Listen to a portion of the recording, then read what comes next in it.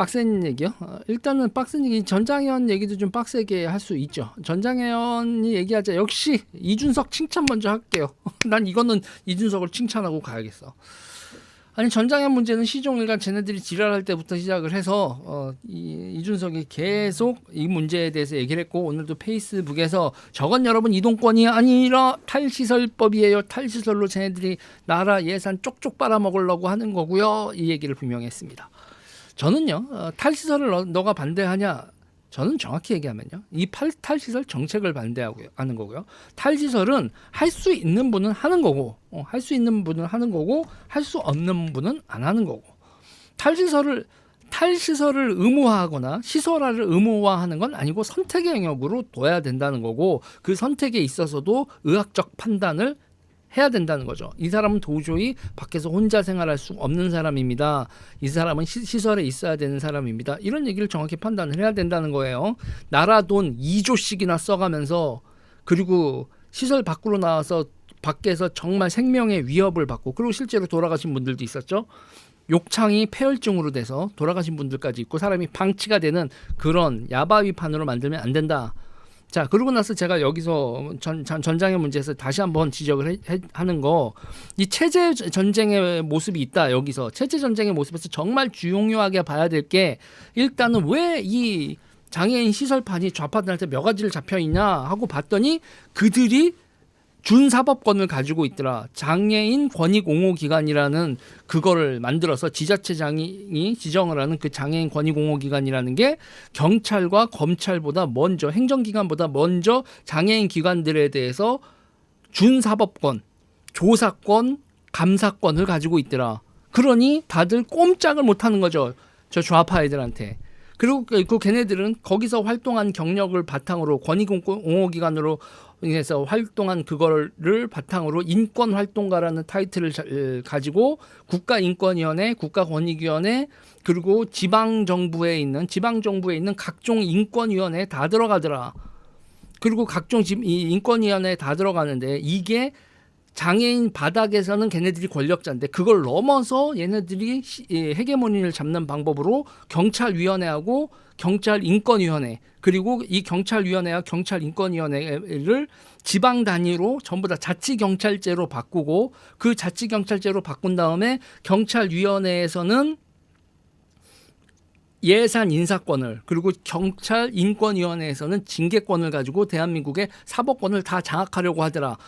경찰을 검찰에서 분리해서, 검찰이 경찰을 수사 지휘를 했었는데, 검찰로부터 경찰을 독립시킨 다음에 그 경찰을 지방경찰로 다, 자치경찰로 다 찢어 밝힌 다음에, 거기다가 그 경찰의 이사, 회사로 따지면 이사회죠. 경찰의 이사회 같은 기능으로 경찰위원회를 만들어서, 그 위원회가 경찰을 장악하게 하고, 그리고 인권위원회가 감찰, 징계권을 가지게 해서 권력을 완전히 틀어지더라. 위원회, 경찰위원회, 경찰인권위원회, 소비에트더라. 그래서 사법권으로 경찰을 휘어잡으면, 그러면 대한민국에 여기서 차별 금지하라고 했는데 차별 금지 안 하셨네요. 환경 오염시키면 안 된다고 했는데 환경 오염시키셨네요. 중대재해 저지르면 안 된다고 했는데 중대재해 저질렀네요 하면은, 대한민국의 모든 기업, 기관 전부 다 쟤네들한테 멱살을 잡힌다. 사법권을, 장애인 쪽에서 사법권을 장애인 인권기구가 그렇게 가서 그랬더니, 저기가 완전히 좌파들이 몇 가지를 잡고 돈을 몇 조씩 헤쳐먹을 수 있는 판이 열리더니, 이게 일반 사법권에까지 가는 빌드업이더라. 이렇게 하면 체제가 변동된다. 소비에트, 다시 말해 평의의 공화국으로 가는 거다. 그리고 거기서 내가 정말 황당했었던 게, 왜 전장현 후원자로 김희영인가요? 그 SK 채택, 뭐 그래서 내가 도대체 이거 뭐야? 그러고 나서 이 설계가, 대한민국 체제 변경을 하는 설계가 이 전장현에서부터 발견된다라고 제가 그렇게 얘기를 했었던 거죠, 여러분. 다시 한번 반복인 겁니다. 제가 이게 진지전이고, 이 진지전이 어느 정도 되고 나면 기동전으로 전환된다. 그거를 제가 계속 얘기를 하는 거고요. 그리고 이제 이걸 같은 경우에 이 멤버들이, 그러니까 경찰이 왜 이거에 대해서 중앙경찰들이 전장현 애들을 전부 다 잘 못하나, 이런 얘기에 있어서 좀 정영길이가 또 오늘도 페북에다가도 정리해 놨는데, 여기서 장애인 차별연대의 박옥순 사무총장이라든지 인권위 전장현 시위 방문 현장 이런 데서도 이 박옥순 사무총장이 또 인권위 같은 데도 가고 그 인권위 멤버들의 애들이 쭉 파견이 돼 있다. 서미화 뭐 이런 분들 보십시오. 서미화 양력 이렇게 정영길 처장이 정리해 놓은 거예요. 그러면 여기서 전남 장애인 차별연대 상임대표, 목포 시의원 이렇게 돼 있으면서 유달 장애인 자립센터 소장 이분들은 본인들 스스로가 이 정책에 혜택을 받는 분들이죠. 그런 분들이 인권위원회로 가고 전장현 조직으로 가고 이렇게 되는 겁니다.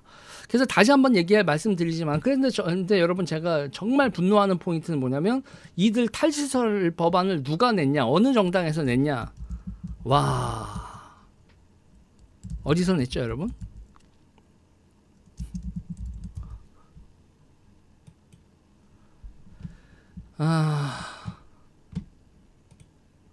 다시 불붙인 최보윤표 장애인 3법 10년 체증 권리보장법 기대한다. 최보윤 국민의힘 의원은 장애인 권리보장법, 장애인 복지법, 자립지원법 등 이렇게 얘기를 했다.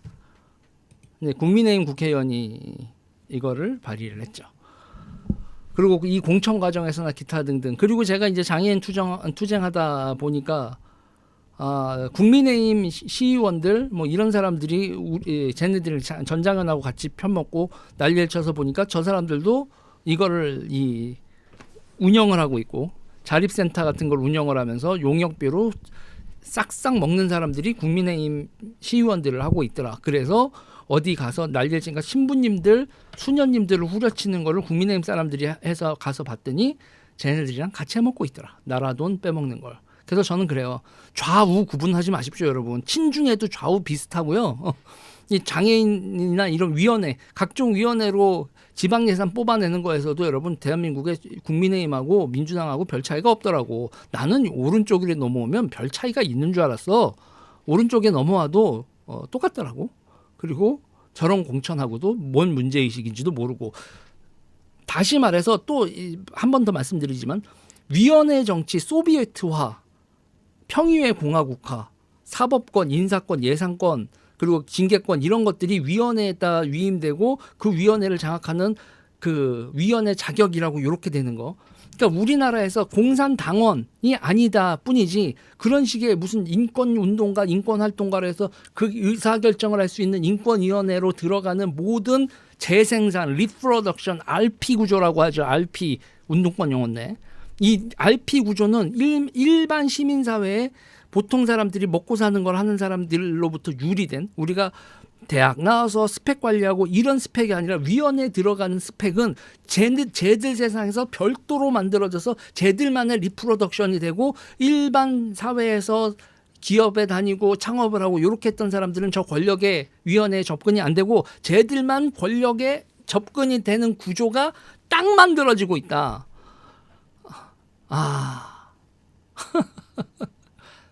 소비에트 공화국화, 평유의 공화국화, 진지전의 기동전화.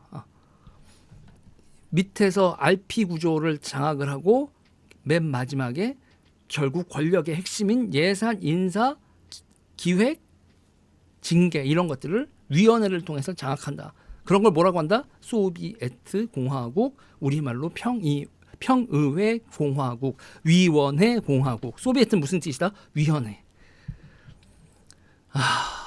경계의식을 좀 가져야 됩니다. 맨날 체제전쟁 한다는 분들이 체제전쟁이 어떻게 전개되고 있다라고 얘기를 하면 못 알아들어. 이해가 되시나요, 여러분? 네. 야, 똑같다는 말은 전략적으로 나빠요. 눈탱이하고 기탱이를 때려드릴까요? 눈탱이하고 기탱이를 때려드릴까요? 좋은 말만 듣고 듣기 싫은 말이에요. 환상 속에 그대가 있다. 뭐 이런 얘기를 드릴까요? 우리나라에 오른쪽이 없다고 봐야죠. 중국에 인사는 안 했다고요? 졸라게 많이 했는데 보여드려? 이 보수 쪽 인간들이 중국한테 쉐쉐하는 그 클래스 보여드릴까요? 와.